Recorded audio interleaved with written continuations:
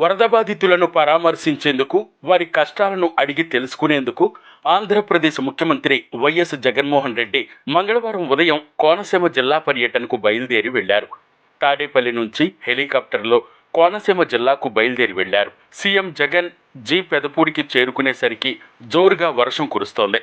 వర్షంలోనే ముఖ్యమంత్రికి స్థానిక నేతలు స్వాగతం పలికారు.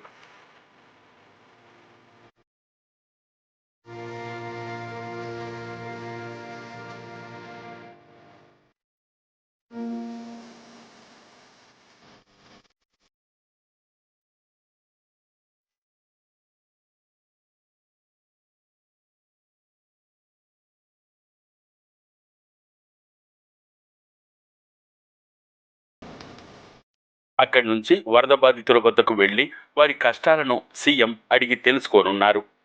గన్నవరం, రాజోలు మండలాల్లో ముంపు గ్రామాల ప్రజలను పరామర్శించి వారితో సీఎం మాట్లాడనున్నారు.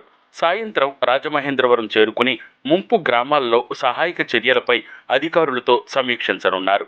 రాత్రికి రాజమహేంద్రవరంలోనే బస చేసి రేపు అల్లూరి సీతారామరాజు జిల్లాలోని విలీన మండలాలతో పాటు ఏలూరు జిల్లాలోని ముంపు ప్రాంతాల్లో ముఖ్యమంత్రి వైఎస్ జగన్మోహన్ రెడ్డి పర్యటించనున్నారు.